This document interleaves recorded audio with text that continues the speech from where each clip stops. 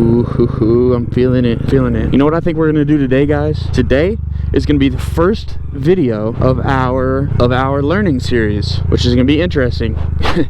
Very interesting, because I haven't done any videos like this yet. And we're gonna try to go this way and look for a parking lot to stop at. By the way, I'm Walk on Wheels, if y'all didn't know. If you didn't know the vibes, now you do know the vibes. If you knew the vibes, then you already been here, you know the vibes. Type. But listen, this is gonna be for y'all beginners that have never rode before. And the first thing I'm gonna teach y'all is to never leave your blinker on.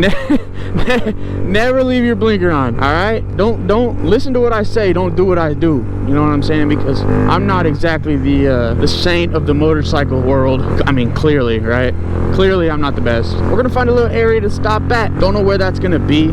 Heck, it might be out in the middle of nowhere out here. We're gonna find something though. I was gonna do it in that parking lot that we started at, but there was a lot of people there, and I didn't really want to interrupt what they were doing. It's a church, so I didn't feel comfortable being in their way or them staring at me. Either way, to be honest, both ways I didn't like it. But we're gonna find something out this way, and we're gonna make it happen. I don't know how many videos this series is gonna be, but I'm gonna start a playlist for this series, and we're just gonna kind of go over, I mean, everything from ground up, learning from absolutely nothing, every like part of the motorcycle and stuff like that, kind of explain what everything does on the motorcycle, and we're just gonna go from there. We're gonna play it by ear, man. I don't really have an exact thing we're gonna go by, but as soon as something pops in my head that I feel like you guys should know about and learn, then I'm gonna pass that on through the video, and that's just how we're gonna play it. At least that's the plan. I might find something while I'm not riding, you know, that I feel like needs to be documented, you feel me? And I might throw that in a video.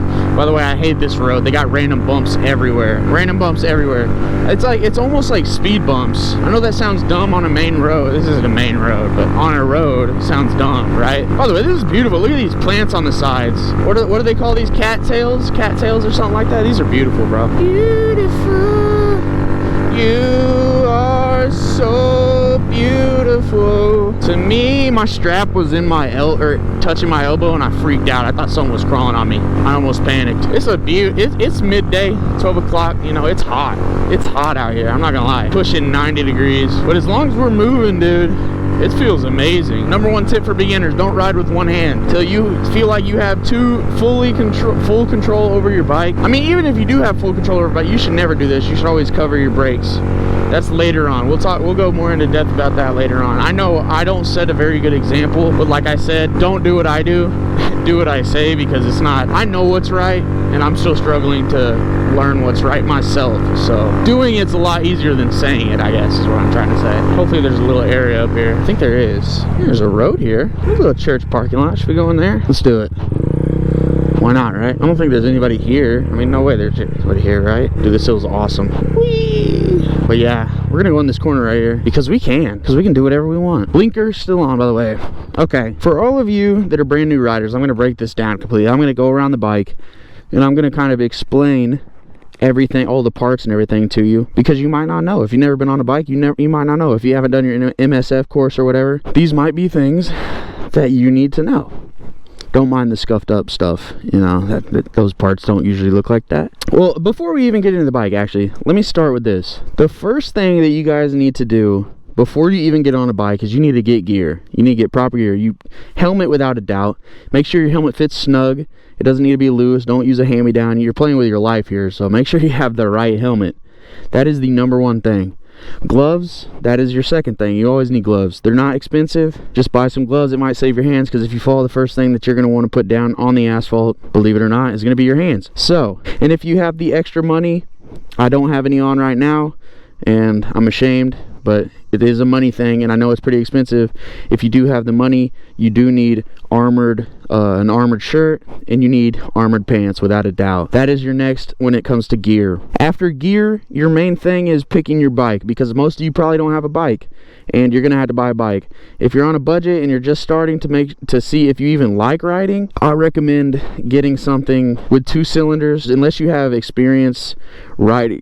If you have experience riding off-road on a dirt bike and stuff like that, and you're really good with balance and clutch work, then that's something you can start on as a 600. I wouldn't waste your time with something smaller than that. That's just my opinion, because when it comes down to it, this is all a money thing. You know, you're playing with your money. You can't buy one thing, move on to the next. It costs money to make a mistake like buying the wrong bike. So make sure you're looking to your bike. You don't want anything too powerful.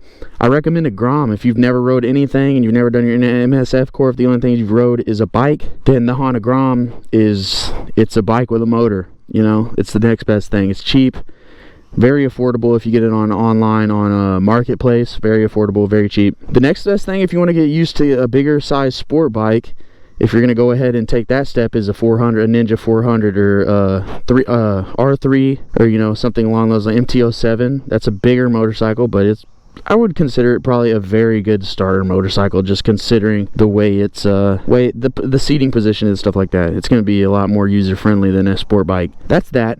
Make sure you're picking the right bike. Obviously, that's a very important decision. Don't pick something that you can't control. And when you're learning to ride, you always want someone with you for safety, you know, because if you go down, you're gonna need somebody to help you. Or if they see you falling when you're doing slow things, then they can help you stay upright and stuff like that, and give you tips, because a lot of times you can't see exactly what you're doing wrong until somebody tells you or shows you. That's why recording yourself could also help a lot when you're learning. But let's go over the main components of the bike, the normal stuff. On your standard bike, you're going to have a brake pedal over here. On the right side, this is going to be your rear brake pedal. This is going to be your front brake on the right side as well, but this is your hand brake. Front, rear, front. This is when a lot of people really have trouble with, because when you're in your car and you think, you know, my car's automatic, and you guys never learn to use your clutch. This is your clutch. And this is going to be the hardest thing for people to learn, is the clutch. This is going to be your shifter right here. This is your left peg. These are they call them the rear sets. This is where your passenger peg is. This is also a passenger peg. This is clearly your headlight. This is your dash, which will show pretty much everything you need to know for speed and everything like that. Your tail light, which mine is mangled up. Don't look at that. Also, a lot of bikes have ABS, which this one only has ABS in the front. So when you are a beginner and you're looking for a bike, you probably do want to look for a bike with ABS, because that's just another safety feature that could honestly save your life. Depending on the situation, you know. I know the Honda Groms have an ABS model. I'm sure the Ninja 400s have an ABS model. I'm not sure, because I've never owned one. Yeah, that's kind of to the normal controls. That's pretty much all it is the brake front, brake back. You got the clutch. Oh, an obvious thing is, if you get a normal bike, the mirrors are going to be coming up. You're going to have 2 mirrors. I think in Illinois you only have to have 1 mirror. So that's all I got, is 1 mirror. But you will be used to, I would start with 2 mirrors if you're starting off, because you're going to want more visibility. When it comes to aftermarket parts, I wouldn't do too much when you're first starting, but if you do want your bike to look a little bit better, just a tad bit better, I would go for some sort of aftermarket. Taillight, that's a must. Exhaust is 100% a must when it comes to looks and sound. The exhaust can actually help you sound a little louder, so when you're going down the road, people can hear you. That's also a plus for the safety points when it comes to aftermarket parts. Next thing most people do, at least on the Honda Grom, is aftermarket handlebars. That's like a really common one. Then levers. Everybody does grips. Mine's a little tore up here. Don't mind that. You feel me? Don't mind that. What else? Another thing you can do, what I did is I've done the intake, which is this, and I've done the tune as well. That's a little bit more advanced stuff. When you're starting off, you're probably not even going to be thinking about any of that. These are flush mount. These were out here. That's aftermarket. The tail tight is aftermarket. That big tail that you got in the back is super ugly. Everybody takes that off. So when it comes to things you want to do before you even start, you're going to want to, you know, you're looking in the field of those types of things, you know, those early on aftermarket parts, just to clean up the bike for looks, which you might want to hold out on that until you learn, because if you wreck learning, you're going to be tearing up those parts. So that's kind of up to you. Now, when you get on your bike for the first time, this is what you're going to be seeing. You're going to have your clutch, your brake, you're going to have some type of run and not running. I don't even know what you call this. Your ignition switch, I'd say. This is the button where that one right there means your bike will not run. It will not do anything.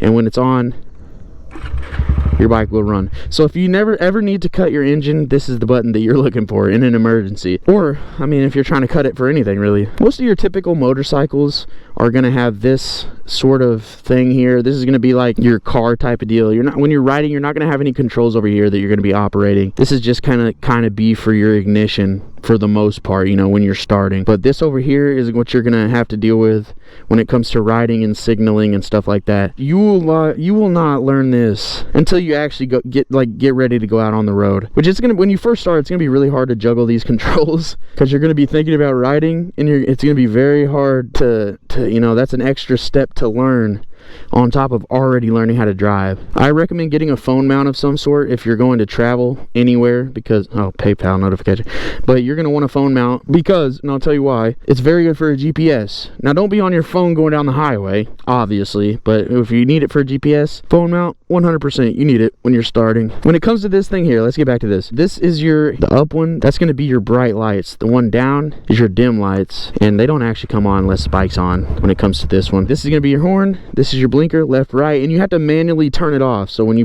turn your blinker on left, it just stays on. You push it in to turn it off. For most bikes, that's going to be sort of the same system when it comes to turn signals. Thank y'all for stopping by. It's been a sweet little video. If this helps you out, don't forget to subscribe, man. There's more to come of these. Going to be more advanced stuff in the future. But if you enjoyed this one and it helped you out, let me know down in the comments. Let me know something that you guys would like to learn, or anything that I can add to the next video. That'd be awesome. Thank y'all for stopping by. It's been a sweet little video. Peace.